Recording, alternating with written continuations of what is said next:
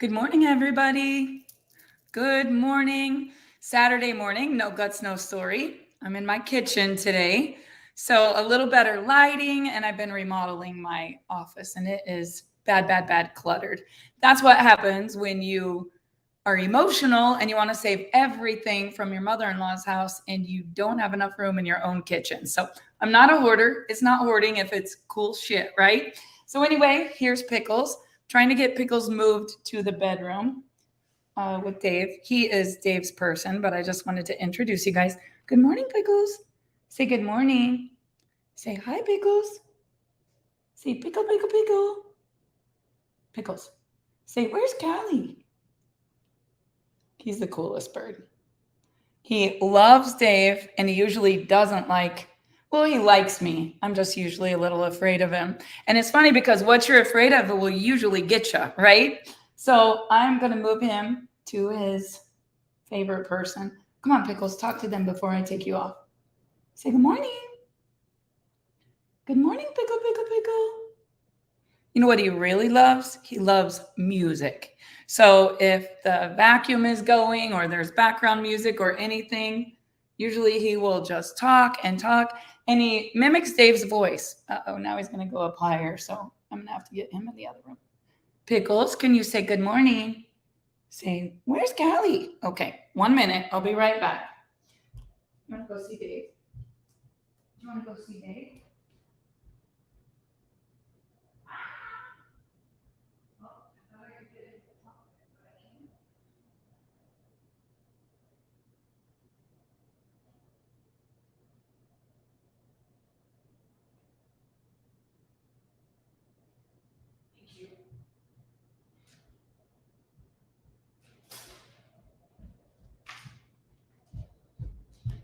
Okay, I'm back.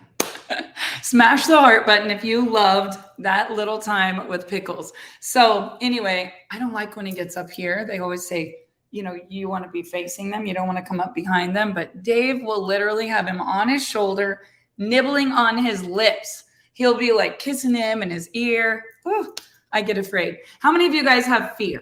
When you have fear, you're not growing, and you're either growing or you're dying. So, today I want to talk to you about the secret that I think, what I have learned to wisdom and growth. And what it is, it's making mistakes and failing and then having regret or thinking, if I would have just listened more than I talked, I would have got that sale. If I would have just made a different decision, things would have looked differently, right? We have to know what we don't want in order to get what we want. So that's what I want to talk to you guys about today. It's going to be short. We are packing to go on a vacation, which is always stressful, right? But you know what would be worse than being stressed about getting ready for a trip? Not being able to do the trip, right? So there's ebb and flow. There's good and there's bad. And the true secret to wisdom is and growth, in my opinion, this is just my opinion, is that you're moving forward, progressing and learning and getting better. As long as you're getting better, there's nothing that's good. There's nothing that's bad. And I know some of you will argue with me, but nothing in this world is bad. It's our thinking that makes it so. And I love Hawaii. It is my favorite place on earth. I was sharing yesterday with my future daughter-in-law. I said, once you go there, you'll want to go back there. You'll want to get married there. You'll want to have your anniversaries there. And Dave and I have been trying to get all of our family together for a really long time. And it's still not going to happen that we have everyone together. But do you know what? That's okay, because it gives me a new goal and it gives us all growth and learning and experience. And the thing that I really loved this week is that in the middle of a time where I wanted to react, I didn't react. And I was so proud of myself, because that only comes from growth and learning and failing and strength. And the difference in me and most of the people that would not know to do that is they haven't had enough lessons. So let's think about this. Yesterday, 2 days ago, I was cleaning out our shit. And in 2005, Dave and I stepped away from a 6 or 7 figure earning job position. and we did real estate for a little bit. And that year I bought 5 houses in about, I don't know, a few months. And I remember it was November and Dave was standing outside with a sheetrock machine. It was frosting and icing. And he had his deer hunting beard at the time. You know, all the guys try to grow their beard out in Kansas about November. And I remember there was literally icicles in his whiskers.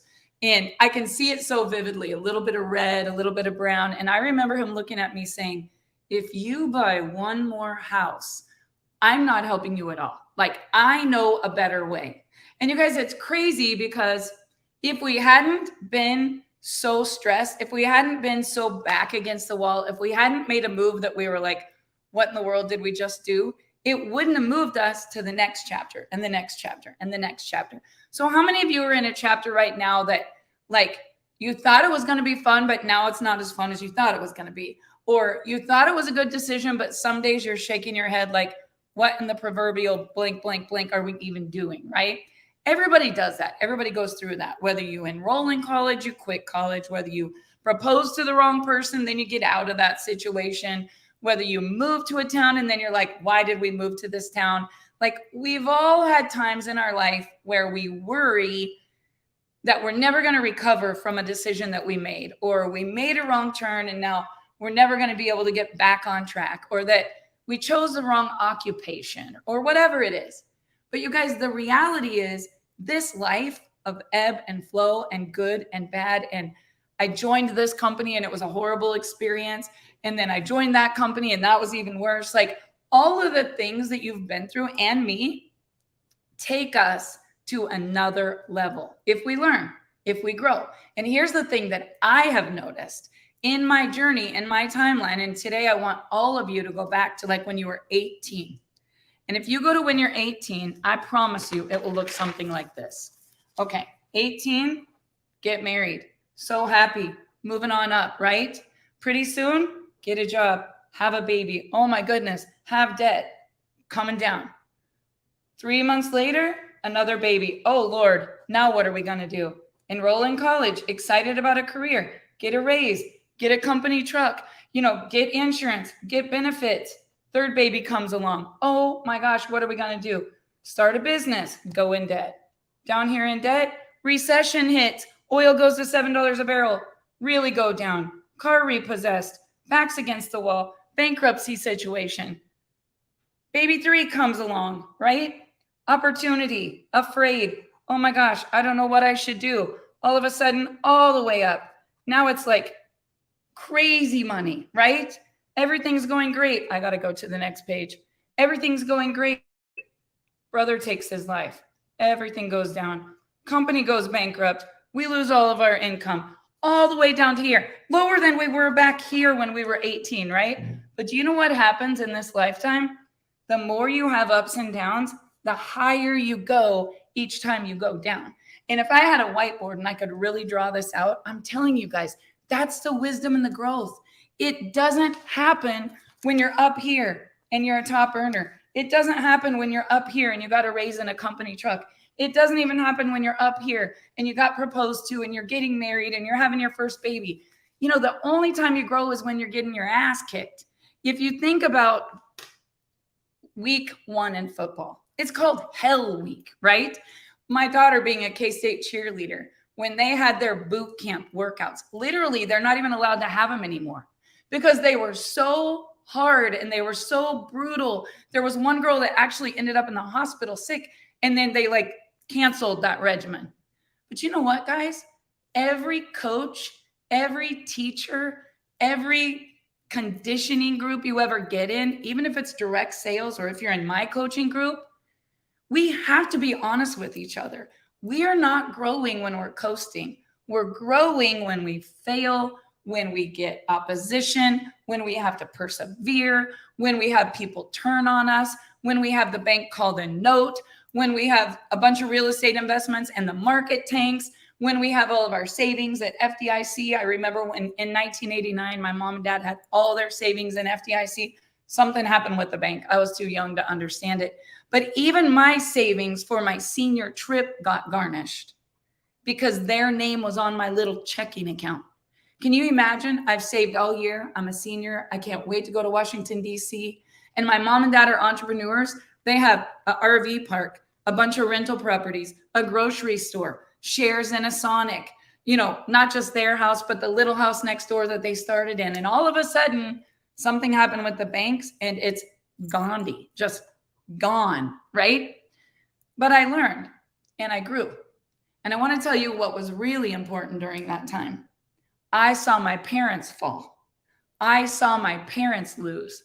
I saw my mom with heartbreak and heartache and fear. And I saw her get back up. And that's where the wisdom and the growth came from. My mom was a single mom.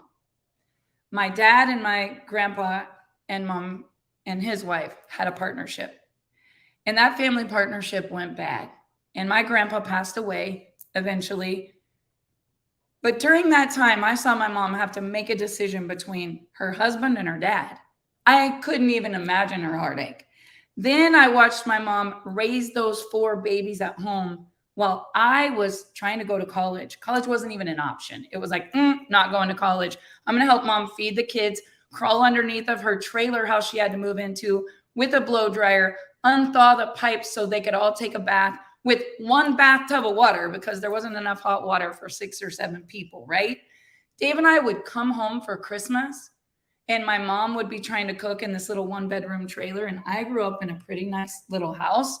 Mom and dad worked a lot. It wasn't a mansion, but it was a fixer-upper on the street where all the mansions were. Like my mom and dad knew enough to try and get around the people that were leveling up, because you and I and all of your kids and grandkids will be the average of their 5 closest friends. And some of you right now are looking at each other like, we need to get some new friends. Doesn't mean you can't have your old friends, but if you're with friends and all the conversations are about partying, cheating, stealing, gossip, somebody else in town, and everything out of their mouth is pulling someone else down, run. Like freaking run. Because pretty soon it will be you. You'll be watching your back. You'll be losing. You'll have someone cheating you. You'll have someone stealing from you. You'll have someone lying to you. And it's funny because sometimes I've been in the middle of a group that I thought, oh my gosh, this is going to be so exciting, because we all have false idols, right? We all think we want this fame, fortune, this person's a big deal, whatever, until you're in the bathroom with them. And maybe they've had a few drinks and you're hearing the conversation, until you're on an island with them or you're on a plane with them. Like I've been backstage at the Direct Selling Association with all the giants in the industry, all the people that own the companies. I've been where Maya Angelou is with her bodyguard in the bathroom getting ready to go on stage. Maya freaking Angelou, you guys. And you know what? I will never forget that. Where I was at, I was right outside of Washington, D.C. at this beautiful hotel. It's the same hotel chain that owns Opryland. I'm trying to think of what it is, but Bethesda, Maryland is where I was. And I remember listening to the conversations. The owner of Avon was there. John Maxwell was there, not in our bathroom, but in another one. And next to me in the stall was Susie Orman. Susie Orman was talking about wealth.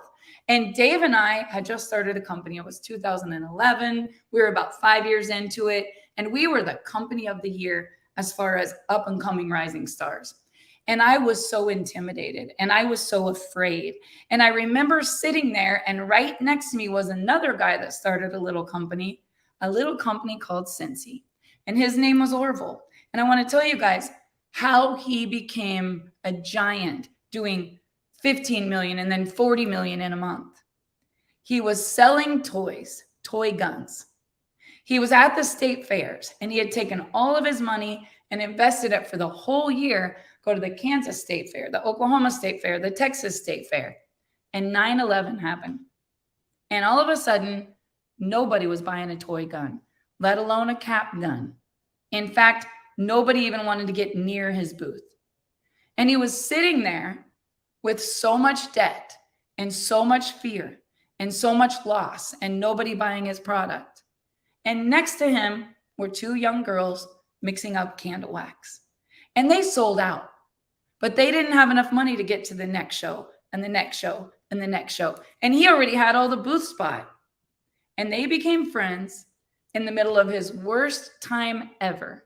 And a simple little idea, and that company took off. And today, I'm going to say every single one of you probably has a wax melt, or you know somebody that sells a wax melt because of 9/11 and a bad show and a failure that made a connection. So while you're failing, look around and say, what is God trying to tell me right now? What should I be doing right now? Who's around me that might be able to help me level up? It's never a setback. It's always a comeback. It's always a comeback, you guys. And right now, when I say that, I literally get chills. I mean, a couple of days ago, my daughter Callie's boyfriend, he sent me this rap song, and I don't really listen to rap, but he said, Barb, this is your come out music. Like, this is your song. When you and Dave take stage at your retreat, like, this is it. And I was listening to it and I'm like, you're going to have to edit that second verse. But you know what? Just to see, no different than me watching my mom and dad, no different than my kids watching me, somebody's watching you and they're saying, is she going to get back up? Is she going to make a comeback? What example is she setting? And you guys, I look at my mom right now, and Dave and I might have crawled underneath her trailer with a blow dryer in the trailer park, thawing out the ice on those pipes so my little siblings could take a bath together because they had to share bath water. I mean, the woman built an empire. She has like 70 to 90 rental properties, a dog wash, a car wash, a campground, a laundromat. She's got RVs for rent. Everything she touches, it's like the Midas touch. But you know what it is? It's grit. It's her having resilience. It's her learning when she was a single mom with a dad who changed his name and never paid a dime in child support. And she knew better than to even pursue it.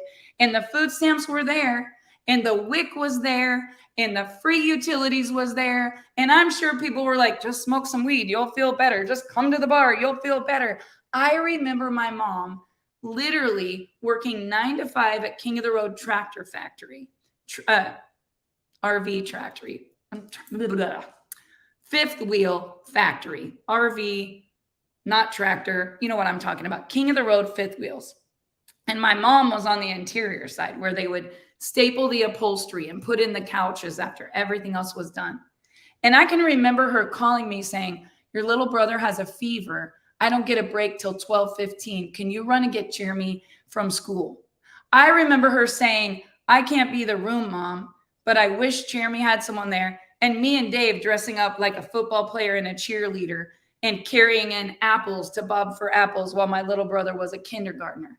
You guys, I can't imagine the heartache, the pain, the fear, the regret. What if I coulda, woulda, shoulda? But you know what? My mom didn't look back. She said, I am going to absolutely kick ass. And all those people that are naysayers, let them talk. Let them talk. It's not going to work. It's not going to work. She's not going to make it. She's not going to make it. My mom not only made them eat their words, some of them choked. And I want you guys to look at yourself in the mirror and be like, I am enough. I can be enough. I can have enough. But the reason why most people don't, they get bitter. They react. They think somebody did me wrong song all of their life. Plum disease. Poor little old me. My husband left me. Oh, my company went bankrupt. Oh, my partner was a witch. Like, oh, my CEO cut all of our pay. Oh my goodness, if they wouldn't have done this, if they wouldn't have done that, all my investments would still be there. You guys, you can't change what has happened. Nobody can. And when I look at my mom, it's crazy because today when my dad comes to town, she'll invite him and his wife to stay in one of her cabins. She'll be like, I'm not staying in the house that I grew up in. You guys can have that one. Because her heart is so big and forgiving, and she's so much all love that everything flows to her, just complete abundance.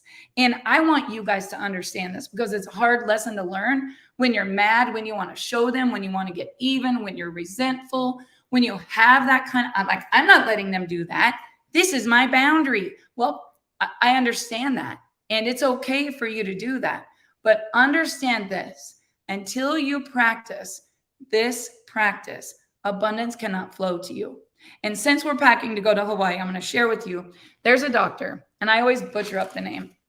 But there is a practice called, it's Dr. Hugh Lin Ho'oponopono, something like that. But Dave and I were asked to speak at K-State University when it was they don't really get holidays, right? So Callie was a cheerleader. At the time, she was dating a football player, and we were asked to speak at Bill Snyder Stadium, and it was their Thanksgiving dinner because K-State plays KU on Thanksgiving. It's the Sunflower Showdown. They never really get to go with their family on holidays, even Christmas. They're at a bowl game. So we went there to the Thanksgiving dinner. And I will never forget it, you guys, because the very next morning, Dave's mom said, I have 3 weeks to live. They told me to celebrate Christmas early. True story. So here we were on our little timeline. I want you guys to look at this again. You're going along. Everything's great. I had been to Arkansas to Pauline Dillard and Tina Vincent. I had the best meeting ever. 65 people in the room. The local mayor and the judge were on my team. It was exploding in Arkansas. On the way back, I stopped at K-State. Dave and I spoke. Best talk we ever did. We gave out copies of Dave's book, The Thinking Cure. Still have cheerleaders and some of the guys that were on the cheer team messaging saying, this book changed my life. I remember the exercise that we did, and I remember the speech, and I had everybody there think of the one person that they admire the most. What do you admire about that person? Why do you love them so much? Why do you look at them and be like, that's who I want to be like? Who is your mentor that taught you so much? If you could just have half of the success they've had, if you could just accomplish half of the things they've accomplished, think where you would be. Oh my gosh, you idolize them, you respect them, you love them. What are the characteristics that you love about them? When I think about it, it's my mom. It's Dave's mom. I want to be a mom like Dave's mom. I want to be a grandma like my grandma. You know, it's the women in my life that have been powerful. It's the vice president of the first company I really had great success in. She was a Christian. She was a badass. She had, oh my goodness, you didn't mess with her. Like, you knew I better have integrity. If I'm going to be on this board of directors, I better be showing up, really building this brand, but have class and never gossip, or she would shit can you like in a minute. Like, Barb, I heard what you did. Top leaders don't act like that. I expect you to call and apologize, right? Like, I just learned. I cut my teeth with good people, building people, and I learned this is what you do, this is what you don't do, right? My grandma raised me. She was a strict Baptist. I still remember getting scolded when I didn't even wear a bikini. It was a two-piece with the strings that attached it, but it was pretty stringy bikini. And even though it was a one piece, it was technically not. It was a bikini with a bunch of strings. And it was funny because my daughter and I were talking about it yesterday. I was picking out a swimming suit to wear to Hawaii. And I have lost 40 pounds. Like, I kind of have abs right now. Like, I could be rocking something half naked. But you guys, I'm taking my grandkids. It's not me and Dave in a bedroom. It's my grandkids. It's my children's significant others. It's the fact that I want to be able to be proud of the example that I'm setting. And you all can do whatever you want to do. You can all do whatever you want to do. But I want to tell you something.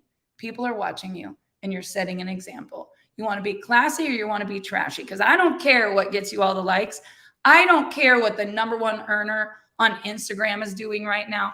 I don't care what social selling tells you to do. I'm telling you, dig deep and say, who am I? And you don't need the likes and you don't need the shares. You don't need the comments. You don't need the followers. At the end of the day, you need to be able to look in the mirror and say, I am enough. I'm good enough. I'm amazing. I'm setting an example. I'm building an empire. I'm not tearing one down, and I'm going to crush it from the lessons I've learned, from the strength that I've got, from the wisdom I experienced when I failed. Not during the highs, guys, during the lows. During the lows, you learn. You know, Dave and I have been through a grieving chapter. And when you grieve, you have a lot of emotion. And yesterday, I told Dave it was pouring rain. It was literally flooding one of our warehouses, like 40 buckets of a full shop vac. Everything. I had moved my old kitchen down to the warehouse. like a beautiful custom kitchen. And it was literally floating in water yesterday. Like there's 2 inches of water damage on the bottom of that. And I'm looking at this, and the whole time it was pouring rain and the flood was happening, I was on FaceTime with Chance and I said, I love water. Like I love the rain. I love the water. I love how I feel when I'm at the lake, at the river, in a pool. Like I love water. I don't know why. I just love rain. I love rainy days. I love cloudy days. I'm not a summer girl, right?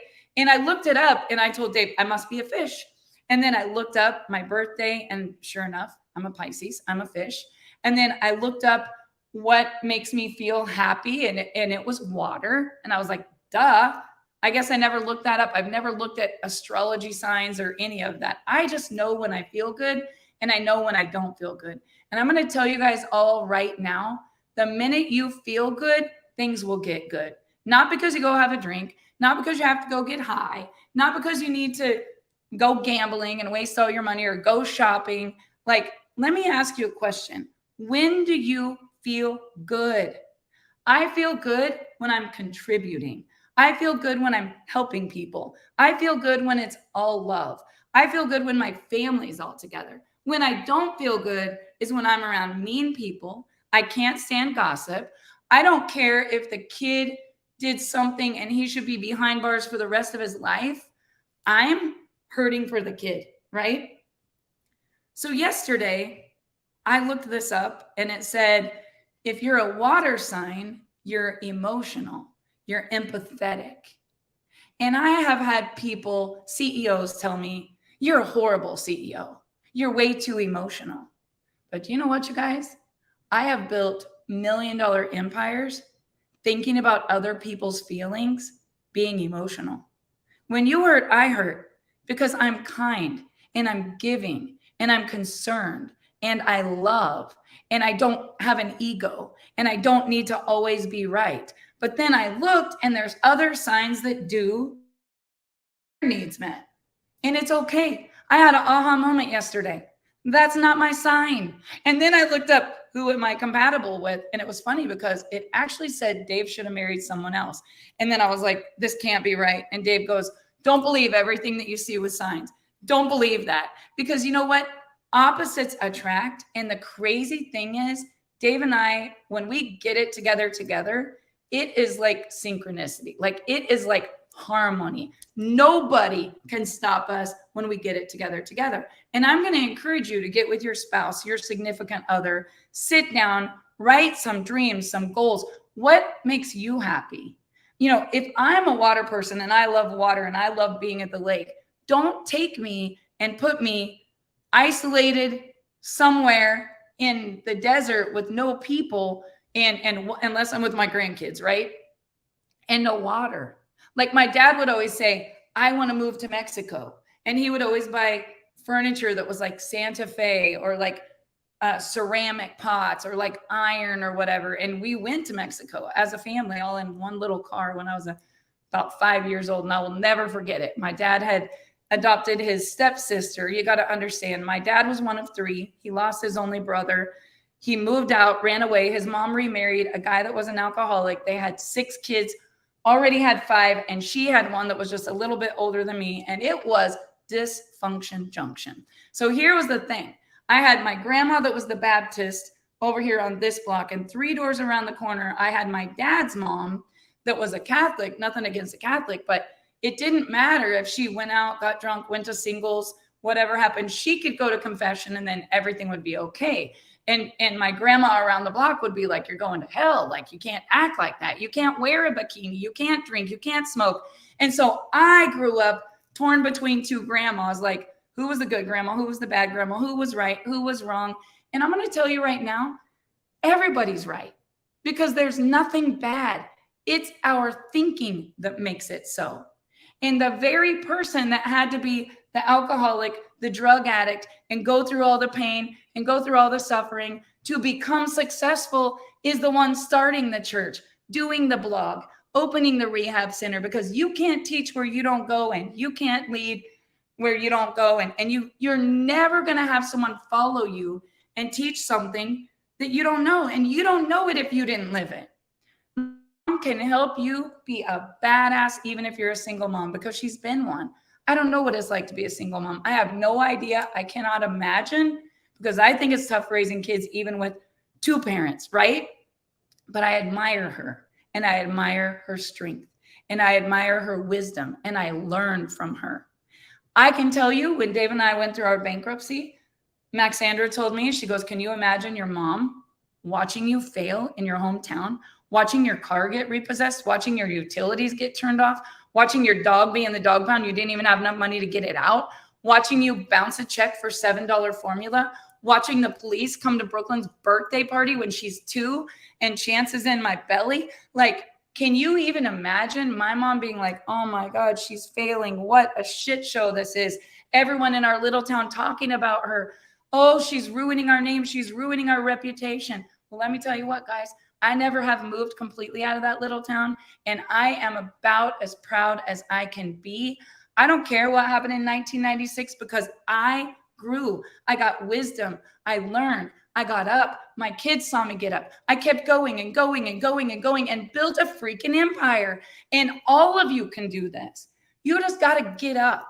And the number one thing you got to do, as we're packing to go to Hawaii, I want to share this with you, and I started it a minute ago. You got to let go of everything in the past.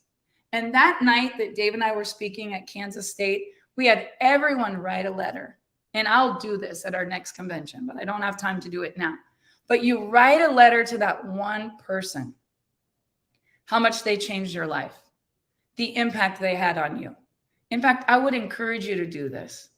Tell them how thankful you are, how much you love them and why, how they impacted you, the difference they made, how you will never forget the lessons that you learned, whatever it is, right? And you pour it all out to this person. And I will tell you, when you tell them what you admire about them, when you tell them what you love about them, when you tell them what you learned from them, there's an exercise you do at the end where you actually read the letter to yourself. You put your name at the top and you sign it at the bottom. And it is so emotional, because the reason you admire and love this person, it's the one you want to be. And you don't believe in yourself. But if you did, and you were saying those things to yourself every day, how different it would be. We don't, because we have fear. Do you know how many times it talks about fear in the Bible? So many times. More times than anything else. Do not fear. Do not fear. Do not fear. But every day we fear. We worry about our money. We worry about what people are going to say. We worry about people, what they're going to think. Guess what? I don't care. I don't care what you say. I don't care what you think. I don't care what you post. I don't care what the doctor's report was. I don't care what the county attorney says. I don't care what it says on the internet, because most of it's bullshit. Like, almost all of it is bullshit.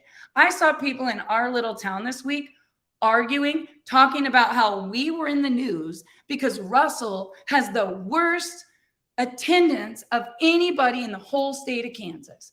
And at first I was like, why in the hell are we discussing this? Like, there's people that are starving in Africa. There's children that are being trafficked right now.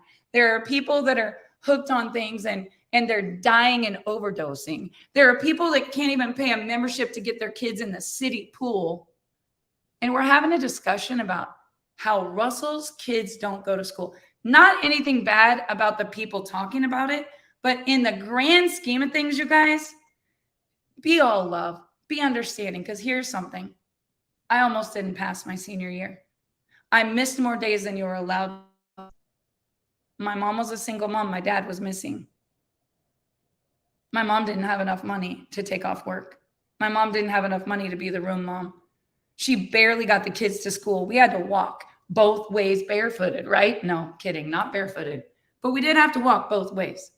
And I usually walked with them, not because I couldn't drive, because my mom didn't have time to take me to get a driver's license. I actually had a wreck before I had my actual driver's license, driving a friend's little truck. You know, don't talk shit on people if you've never walked in their shoes. I have so much compassion and love and understanding for people that are suffering. Maybe it's because I'm a water girl. Maybe it's because I am empathetic. Maybe it's because I am emotional, but I love me and I am enough. And I can be and do and have anything I want. And so can you. But you got to let go. You got to have healing. And what it says in this Hawaii practice for healing, You reach out to the people that have hurt you the most. You say, I'm sorry. Not you should be sorry. You say, I'm sorry. You say, I love you. You say, please forgive me. You say, thank you. You know, there are some people that have hurt me this year a lot. It's not easy to say, I'm sorry. I don't need to be sorry. You should be sorry. No, I'm sorry. I love you, not for them, for you, for me. Please forgive me because we don't know what they've been through, maybe in their childhood or maybe right now, that would make them be so rotten, right? Somebody steals from you. I mean, our house got robbed a couple years ago. I feel sorry for the kid that thought he had to break in, cost me $5,000 in back doors and windows, steal weird stuff out of my house, trash my house, make me feel like I couldn't even come in here for a while. I felt violated. I felt weird. It was icky. I had someone do some pretty bad destruction in one of my rentals at the lake last month, but I don't resent that, right? I say, I'm sorry. I love you. Please forgive me. Thank you. Because the person that hurt you the most, the person that betrayed you in your business, the person that took from you, the person that talks bad about you, whatever it is, that's them. It has nothing to do with you. It never did anyway. And I want to end with this thing that I found that had been in my office from 2006. I found it this week in the shed. Dave and I are purging a shed of literally 20 years owning 2 dance schools, 10 years owning a direct sales business, owning a salon. We have a med spa that we completely gutted, didn't have time to get rid of it, just shoved it all in storage. Like, we are literally purging everything. And I'm building a wedding venue on our 22 acres that is going to be gorgeous. But first I have to declutter because I'm kind of a hoarder, right? But I know now why, because I'm emotional and attached and I hang on to things that mean a lot to me. Why? Because I am so loving and I am so emotional. I am so empathetic. Sometimes we don't understand why we do the things we do because we don't look back into our childhood and say, whatever happened to you that you're actually struggling with affection, emotion, intimacy, forgiveness, whatever it is. Try the Ho'oponopono. Try it. I butchered that, but I'm sorry. I love you. Please forgive me. Thank you. I dare you to send that to the person that hurt you the most. They will literally freak out and maybe even have to call 911 because they won't expect that from you. But what happens is when you let it go, abundance flows to you.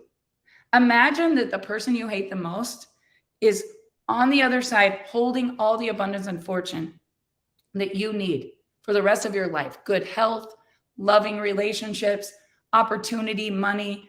And in between them that you hate the most and you is Christ. Like, that's your creator, your savior. And he's like, you can't get to that without this. Like, you have to forgive and let it go. And my kids and everybody says, Mom, you're so forgiving. You let people walk all over you. You have no boundaries. I cannot believe how you let people treat you. But I'm telling you guys, abundance flows where energy goes. And you got to be careful what you give power, what you give energy, what comes out of your mouth. As a man thinketh, so is he. There is nothing more powerful than your tongue. You have got to watch your tongue. So all over the place today, from Maya Angelou to Ho'oponopono to Mother Teresa. Finding this in my storage shed, even though it's skinned up and dirty, and I'm sure there's been mice and everything else in that storage shed, I hung it back up right on the mantle. It says, kindness.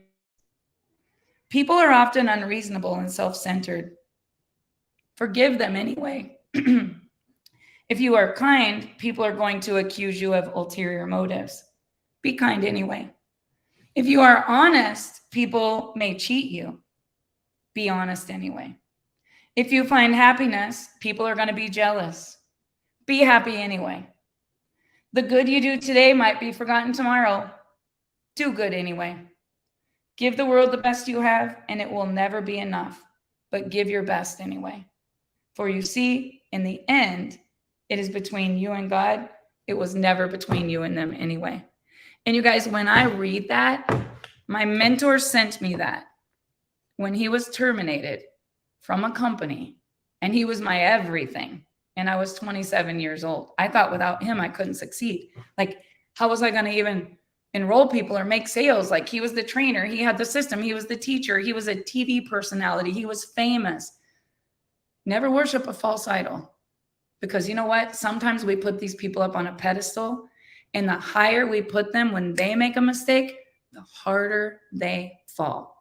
Don't put me on a pedestal. Don't put anybody on a pedestal. And for God's sakes, don't put yourself on one. Because the ego, I'm telling you, if you don't humble yourself, God will do it for you. And he will do it right at the table in front of everybody that you never wanted to know. But also, don't be afraid when God takes people from that table. Don't be afraid when people leave your team. Don't be afraid when people go elsewhere. Don't be afraid when people talk bad about you, try to steal your business, your clients, try to make you look bad, what they publish, what they say, how they gossip, because they're the one planting those seeds. They're the one planting those seeds. And what you have to do is do good anyway. I have a lady that's never been on my team.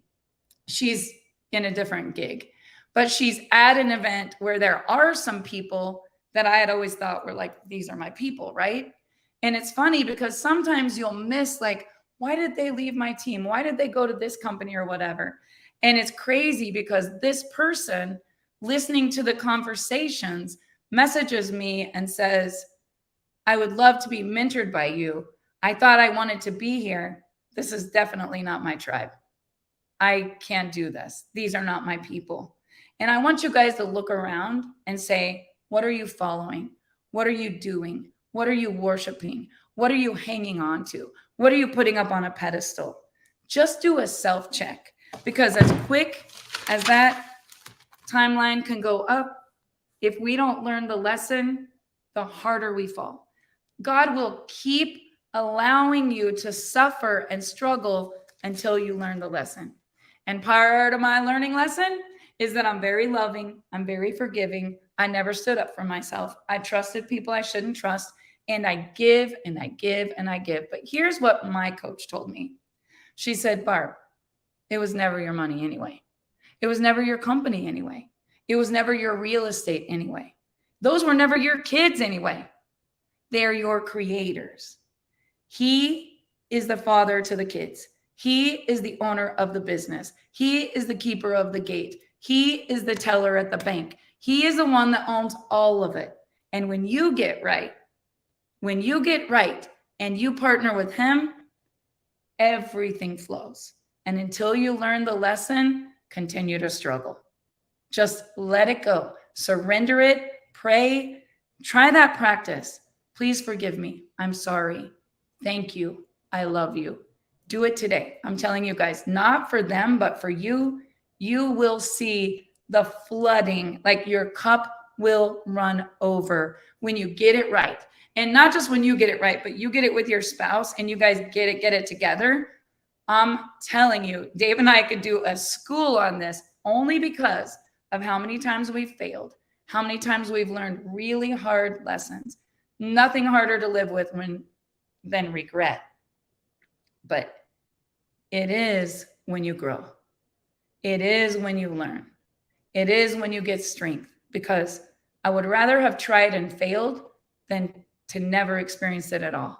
And I will tell you guys, every single one of you can be an upper 5%er. Every single one of you can be an upper 2%er. Yesterday, as I was booking this trip, I was so stressed. And I was like, I should just be grateful that I could take the trip. Some of you are so stressed. Just be grateful that you have a business. Just be grateful that you have breath. Like, some people don't have breath today, or their kids' breath, right? Be glad that your kids are stressing you out. Some people are missing their kids. They're never going to see them again. We can always find a way to be grateful. And when you raise your energy, you raise your frequency, you open up that aura of expecting things to be amazing. I'm telling you guys, it is going to blow your mind.